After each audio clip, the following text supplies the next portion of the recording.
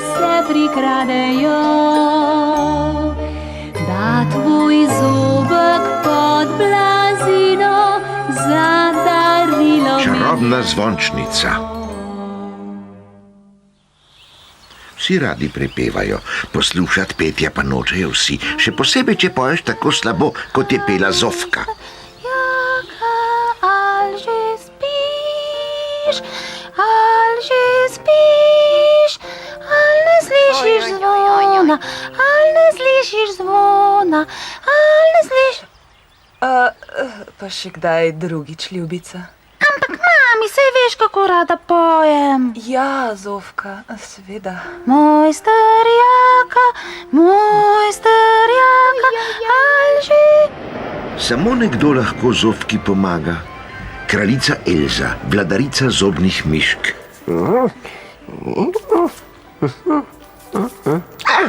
Tukajle. Čarobna zvončnica. Mali zvončki rahločutno zvenijo, ljudje, ki jih slišijo, pridobijo čudovit posluh za petje. Prav to hočemo. Potem bo Zofka pela prav in njeni starši bodo zelo zadovoljni. Oba sta glasbenika. Točno. Za svoj prvi zob bo dobila čarobno zvončnico. Še nocoj. Gizelco in Tineta, naši najboljši zobni miški, so poslali nabrat čarobno zvončnico.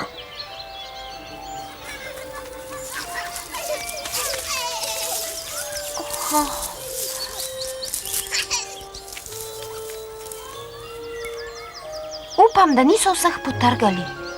Ne, pretežko jih je najti. Kakšna zmešnjava. Kje pa je Artur? Rekel je, da bo prišel.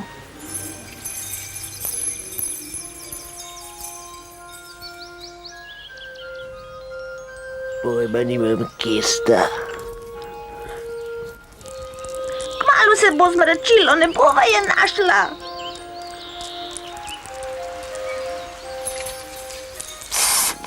Poslušaj, prepričana sem, da je prava.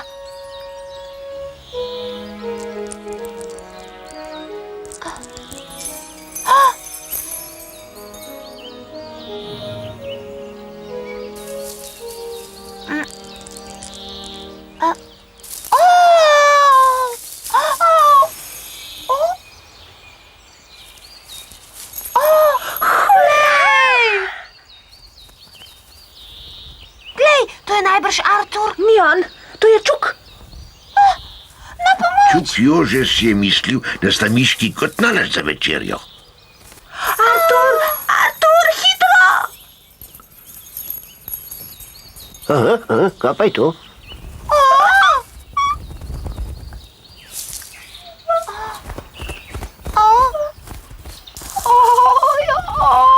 Gizelca je bila v težavah in nikogar ni bilo, da bi ji pomagal. Na pomoč, au!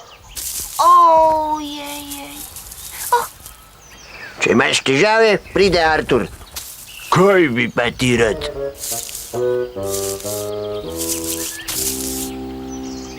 O, Artur, hvala. Kako si naju našel? Ja, saj veš, no, zvončnice so pač čarobne. In tako sta miški kljub vsemu oddali darilo.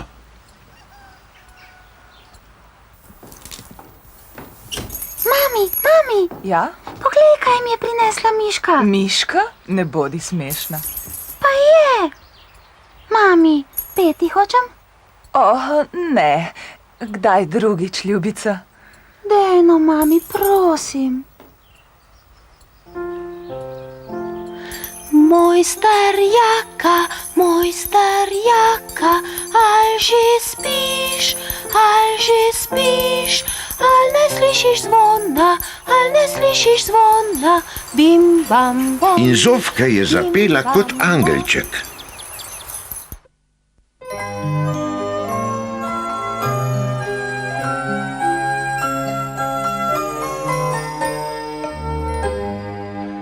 Ko zaspiš prav potiho, miške se prikradejo, da tvoj zobek